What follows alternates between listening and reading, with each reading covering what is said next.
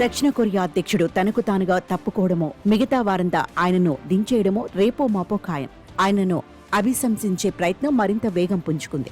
ఎంత పాపిష్టి పనిచేసినా అధినాయకుడి నిర్ణయాలను గుడ్డిగా సమర్థించే దిగువ స్థాయి నేతలను చూస్తున్న మనకు దక్షిణ కొరియా పరిణామాలు ఆశ్చర్యం కలిగించేవే.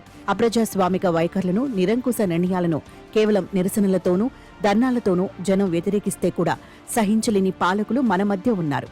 లాఠీ దెబ్బలతోనూ, తూటాలతోనూ అణిచివేయటం తప్ప ప్రజాభీష్టాన్ని గౌరవించటం, ప్రజాస్వామికంగా వ్యవహరించటం మన నాయకులకు తెలియని విద్య. అవినీతి ఆరోపణలతో పరువు పోగొట్టుకుని అధికారాన్ని నిలబెట్టుకోవడం కోసం సైనిక పాలనను ప్రకటించిన 6 గంటల్లోనే జనానికి జడిసి ఆ నిర్ణయాన్ని ఉపసంహరించుకున్న దక్షిణ కొరియా అధ్యక్షుణ్ణి విమర్శించాలో, ప్రశంసించాలో తెలియని స్థితి.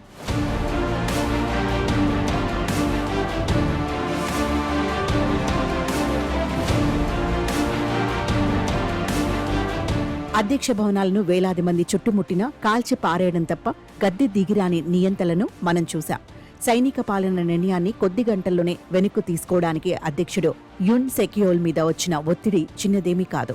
దానిని బేఖాతరు చేసి ఆఖరి నిమిషం వరకు ఆయన అంతే నిరంకుశంగా వ్యవహరించి ఉంటే, అంతకంతకు మరింత మూర్ఖంగా వ్యవహరించి ఉంటే పరిస్థితి పూర్తి భిన్నంగా ఉండేది. కథ ఇలా ముగిసేది కాదు. తప్పటడుగు వేసినా, వెనకడుగు వేసినందుకో, విపక్ష నేతల ప్రజల ఒత్తిడికి తలొగ్గినందుకో ఆయనను మెచ్చుకోవాలి.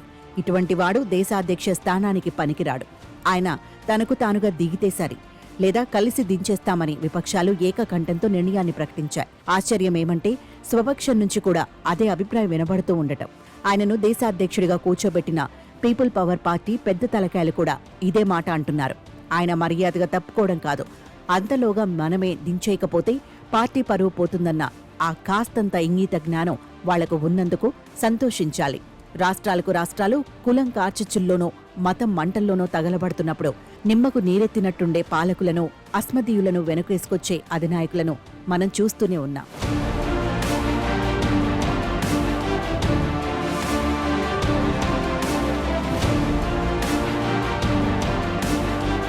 అంత చైతన్యవంతంగా ఉన్నందుకు దక్షిణ కొరియా ప్రజలను మెచ్చుకోవాలి.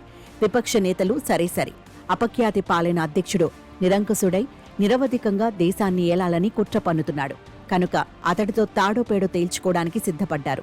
200 మంది ఎంపీలు రాత్రికి రాత్రి గేట్లు దూకి చట్టసభల్లోకి ప్రవేశించి అధ్యక్షుడి నిర్ణయాన్ని తిరగదోడటం మంచి పరిణామం. తాము ప్రజాస్వామ్యబద్ధంగా ఎన్నుకున్న ఒక నాయకుడు రాజ్య వ్యతిరేక శక్తుల్ని ఏరిపారేస్తానని, కల్లోలంగా ఉన్న దేశాన్ని చక్కదిద్దుతానని ఏవో బూటకపు మాటలు చెబుతూ మరో నియంతగా తయారయ్యాడని ప్రజలు ఇట్టే గ్రహించారు.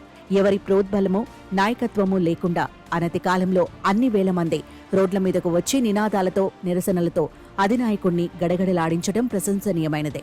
ఉత్త చేతులతో వీధుల్లోకి వచ్చి సైన్యం చేతుల్లో ఉన్న తుపాకులు లాక్కోగలిగిన ఆ సాహసం మెచ్చుకోదగినది.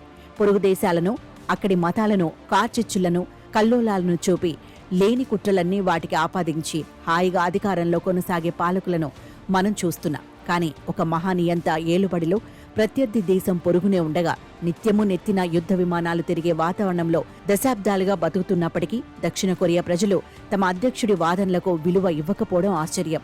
పొరుగు దేశం ఎంత ప్రమాదకరమైందో వారికి తెలియనిదేమీ కాదు. కానీ తన తప్పుడు పనికి అధినాయకుడు ఉత్తర కొరియా బూచిని చూపడాన్ని వారు అంగీకరించలేదు. తీవ్రంగా ప్రతిఘటించారు కూడా. ఆదేశాలున్నాయి కదా అని జనాన్ని పిట్టల్లా కాల్చేయకుండా ప్రజా ఆగ్రహానికి జడిసిన, వారి నిరసనలకు గౌరవించిన సైన్యాన్ని సైతం మెచ్చుకోవాలి. 4 దశాబ్దాల క్రితం వరకు అనుభవించిన సైనిక పాలనను దక్షిణ కొరియా ప్రజలు విస్మరించలేదు. ఆనాటి నియంతృత్వం తిరిగి తల ఎగరేయకుండా జాగ్రత్త పడ్డారు. అప్పటి పాలకులను ఘనంగా కీర్తించే ఇప్పటి దేశాధ్యక్షుడు ఆర్థికంగా ఎదిగిన దేశాన్ని ముంచేయకుండా కాపాడుకున్నారు. పొరుగు దేశాలను, కమ్యూనిస్టులను బూచీగా చూపే కుట్రలను ఛేదించారు. కష్టపడి సాధించిన ప్రజాస్వామ్యాన్ని పరిరక్షించుకున్నారు.